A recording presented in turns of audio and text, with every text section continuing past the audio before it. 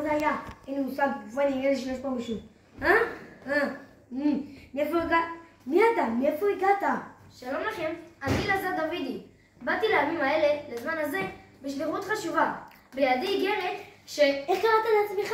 לזת, לוחם זמן טוראי.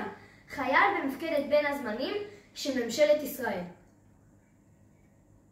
שמע, אתה ממש מוזר. אוי, סליחה, זה פשוט הפעם הראשונה שלי. אני רואה שגלי העדף שלי הרסו לך את המטרומטר. כן, בסטה, השקעתי בטירוף. רגע, מאיפה אתה מכיר את זה? מה השאלה? יש כזה בכל בית. שזה כזה בכל בית, איפה? איפה שאני גר. שזה? כפר סבא רבא. מה? פה זה כפר סבא.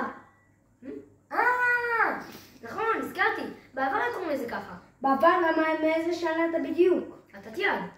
יש לך את זה ביותר מצחיק? שנייה, אתה יודע, זו שנת... זו שנה. מעיין, תקשיבו, נראה לי רציני גם לכם.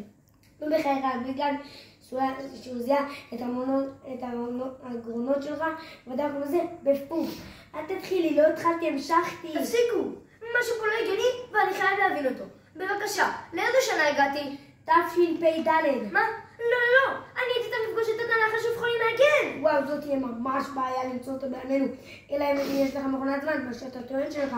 יש לך, אז אולי פשוט תעלה לי שוב. על החישוק שיגור? חישוק שיגור? חישוק שיגור.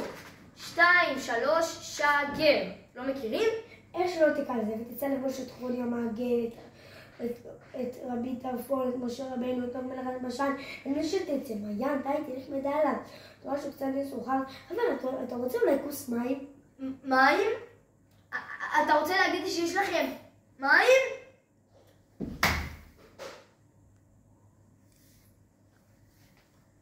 ממתי מזכירים מקומות גשמים? רבי אליעזר אומר מיום טוב ראשון של החג, רבי יהושע אומר מיום טוב אחרון של החג. אמר לו רבי יהושע, הואיל ואין גשמים אלה סימן קללה בחג, למה מזכירים? אמר לו רבי אליעזר, אף אני לא אמרתי לשאול, אלא להזכיר משיב ארוך ומוריד הגשם בעונתו. אמר לו, אם כן, לעולם יהיה מזכיר.